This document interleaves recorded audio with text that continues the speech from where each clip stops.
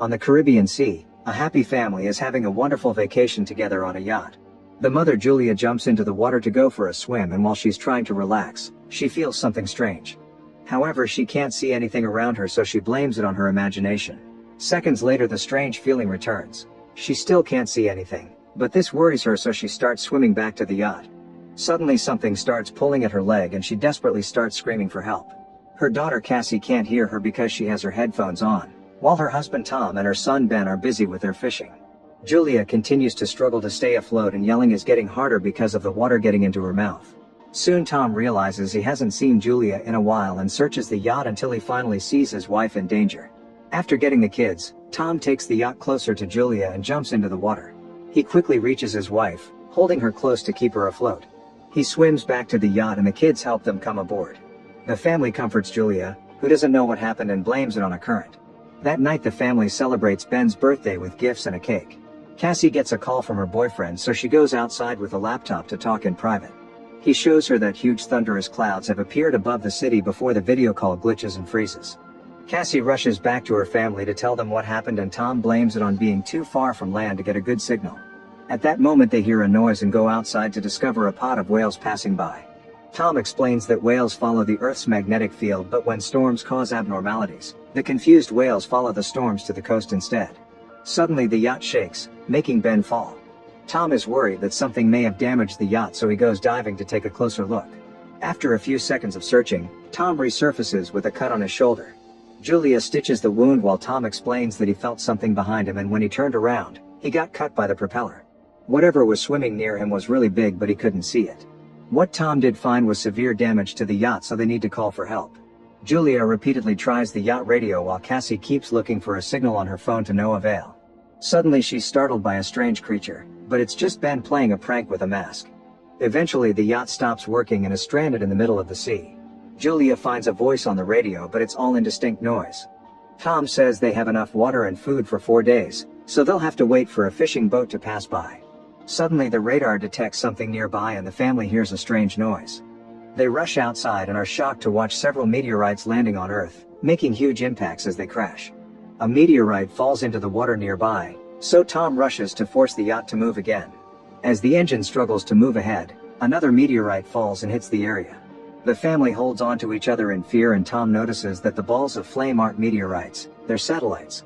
Then Ben points at some smoke coming out of the yacht. Tom takes a look and confirms the engine is fried. The wind is starting to pick up, so the family hides inside, not noticing that the compass is going crazy. The yacht starts shaking and Ben falls again, getting hurt in the process. As the waves crash against the yacht, Tom struggles against the wind to get the life jackets from a box outside and brings them to the family. At that moment the power goes out, so Tom moves fast to press a button on the power box. When the lights return, Ben notices that Julia's nose is bleeding. As Julia starts getting dizzy, Cassie runs to the sink to throw up. Tom keeps trying the radio to no avail. Suddenly the family hears a high-pitched noise and the wind gets worse. Julia tries to keep the doors closed, however a hatch still opens and soon the wind is breaking the windows. Tom lights a flare before darkness takes over. The next morning the family wakes up and they're shocked to realize they survived the storm, although the yacht is mostly destroyed. The family goes outside only to discover that all the oceans in the world have disappeared and now the yacht is stuck on land. After staring at the desert in shock, the family tries to think of what to do. Cassie looks for a signal but nothing happens, and Ben plays with 2 dead crabs. Tom checks the compass and notices that the poles have been reversed. Last time this happened was more than 700,000 years ago. Cassie has a breakdown when she realizes her boyfriend must be dead and rushes to hide, kicking her mother out when she tries to comfort her. While Julia and Tom check what supplies have survived the crash, Ben ties his birthday balloons to a rock to hopefully get the attention of other survivors. Next Tom tries the radio again and gets in contact with a man named Now, the captain of a submarine. His vessel has also gotten stuck on land and he confirms that the magnetic poles have reversed, causing the ocean to retreat and submerge the mainlands. Now hasn't found other survivors and says that most communication systems are down.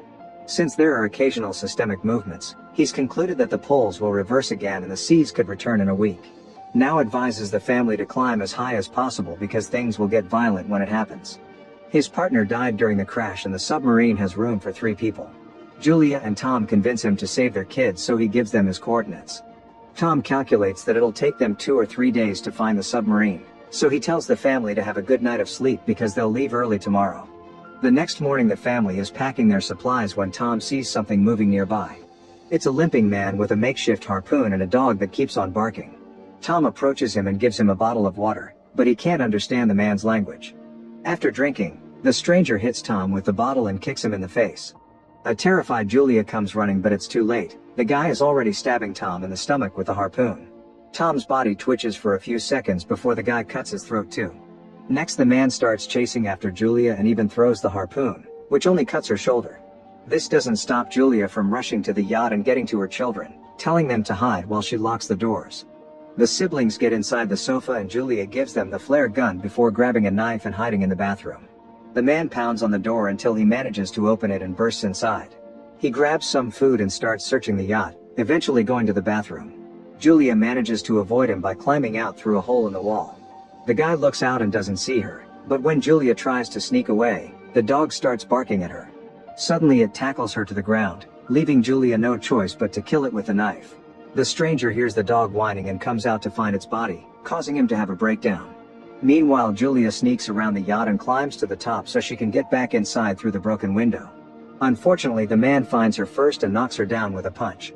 Julia holds on to the furniture as he tries to drag her away, and in the struggle she manages to kick him off. Then the guy steps on her wrist to make her drop the knife. He grabs her by the hair and smashes her face on the floor before throwing her on the sofa to start choking her. The kids have been watching everything and can't take it anymore, so Cassie comes out and shoots the man with a flare. A fire immediately starts spreading through the yacht so the kids run out, but Julia goes back to kick the man in the face and grab the map with the coordinates plus their bags. Ben and Cassie cling to their father's body and soon Julia joins them so they can all say goodbye together in tears. At that moment the creepy man comes out of the yacht, so the family starts running away while the yacht blows up in a big explosion. Sometime later the family stops at a small waterfall to rest. Cassie wonders if the crazy man came to them because of the balloons, which makes Ben feel guilty. Julia assures her son that it wasn't his fault and urges the family to keep moving since the strange guy is still following them. At a small pond, Ben is fascinated by the body of a hammerhead shark. At that moment Julia sees the man about to reach them, so the family starts running again. They go down a dune and discover a bunch of toxic waste, so they have to run around it carefully. Moments later, it appears they've lost their pursuer. As they continue to travel, they keep seeing other things stuck on the ground like big dead sea animals and all the plastic from the bottom of the ocean. When Ben starts to slow down, Julia notices he's on the verge of dehydration and stops so everyone can rest. To her horror the water bottle is almost empty and Cassie realizes she mustn't have closed it well. Julia yells at her for being careless but Cassie says it doesn't matter because there's no way they'll survive this anyway. After a long argument full of screaming, the family keeps moving. Eventually the group finds a crashed plane and is startled by some sudden movement, but it's just birds. The family decides they'll spend the night inside the plane. They share a snack and Julia is heartbroken to find a family picture inside Tom's jacket. Cassie asks for the story of how her parents met, so Julia shares how Tom went to the hospital she worked at and became her patient. He declared his love for her with flowers and a beautiful poem. In the middle of the night, Cassie leaves the plane to relieve herself. Suddenly the creepy man surprises her from behind, but Julia jumps on him first and repeatedly stabs him with unleashed grief and fury. Cassie has to help her calm down with a hug. The next morning, the body is covered in fleas. The family notices it has many bite marks, so there must be some animal hiding in the area. After the group leaves, a bunch of crabs come out of the man's mouth. A few hours later Julia and Cassie stop to look at the map, but Ben just keeps walking even when Julia tells him to stop. He desperately buries his face in a pond to drink and Julia quickly pulls him back, explaining that unknown water could make him sick. The family keeps on traveling and has to cover their heads to protect them from the scorching sun. Ben is starting to feel dizzy, so when they discover a bunch of old chairs, Julia and Cassie use them to improvise a shelter. Julia gives Ben a medicine injection and they agree to spend the night there. Early in the morning, Julia wakes up because she hears a weird sound. She leaves the shelter to investigate and is shocked to discover a swarm of crabs coming closer. Julia rushes to wake up her kids and the family starts running as fast as possible. They come across a huge cargo ship and run toward it, noticing that 3 crew members are still alive. The woman wants to help them, but the 2 men refuse and the group hides inside a container, which they lock to keep the family out. The crabs are almost there, so Julia makes the kids climb to the top of the container. When she starts climbing too, the crabs begin to violently pinch her leg. The siblings have to help her mother up before she's dragged down. There's a hole on the side of the container, so half of the crabs go inside. The crew members open fire, but there are too many critters. Soon the crabs overpower and kill 2 of the workers. The last man reaches a hole in the ceiling only for the crabs to bring him down and kill him too. Afterward, Julia bandages her leg injury and passes out. Sometime later she wakes up in a sandstorm and finds herself alone. She panics as she comes down to look for her kids, although first she grabs the dead woman's weapon. Hearing her mother screaming, Cassie quickly comes back and explains that they went out to look for help, but they didn't find anyone. Then they reunite with Ben, who's found an open container they can rest in until the storm is over. Julia uses Tom's lighter to cauterize the wounds, which is incredibly painful. Once the storm is over, the family finds a bunch of water bottles in another container. Next they check on the bodies and discover a radio plus a gun. Julia calls Now and informs him she's lost the map. In return, Now reveals he's been attacked by arthropods, which are creatures from the abyss. It seems the oxygen has driven them crazy. Now tells the family to hurry because his instruments have calculated that the sea will come back faster than expected, so they only have a few hours. He shoots a flare and the family starts walking in that direction. After a long walk, the family finds a broken toilet and Ben pees in it. They can finally see the submarine nearby, but they'll have to cross a huge rock formation to reach it. As they make their way through, the walls start shaking and rocks begin to fall, causing a massive rock slide. Julia pushes her kids out of the way just in time and moves back to avoid getting crushed. Now there's a rock wall blocking the way between them. Julia tells the kids to keep going without her, but Cassie refuses and insists her mother should try climbing. An argument ensues, and after lots of yelling, Julia promises she'll find her kids later. A reluctant Cassie then finally drags her brother away. The kids climb the rest of the rocky formation and run toward the submarine, only to find Now bleeding outside. He explains it's over for him so the kids can take the submarine. Realizing they'll have an extra spot, Cassie runs back to find her mother. Meanwhile, Julia is horrified to see the crabs coming and opens fire. She manages to kill a few of them, but the swarm is too big and she can't fight them all. At that moment, Cassie appears on top of the wall and offers her hand, so Julia starts climbing as fast as possible with her wounded leg. With Cassie's help, she reaches the other side and they run together to the submarine.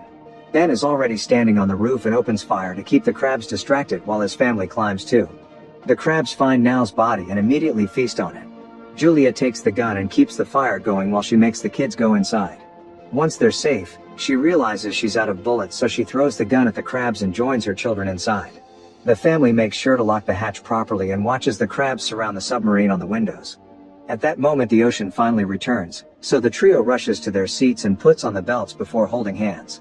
The raging waves soon hit the submarine and start throwing it around, causing Julia to have visions of everything that happened and Cassie to throw up. Soon the high-pitched noise returns and knocks the family out. Sometime later, Julia and the kids wake up and are happy to confirm they're alive. They unlock the hatch and go out to discover that the waves have dropped the submarine in a destroyed city, which means there's hope to survive and rebuild. Make sure to subscribe and turn on notifications so you can watch more videos like this. Thanks for watching.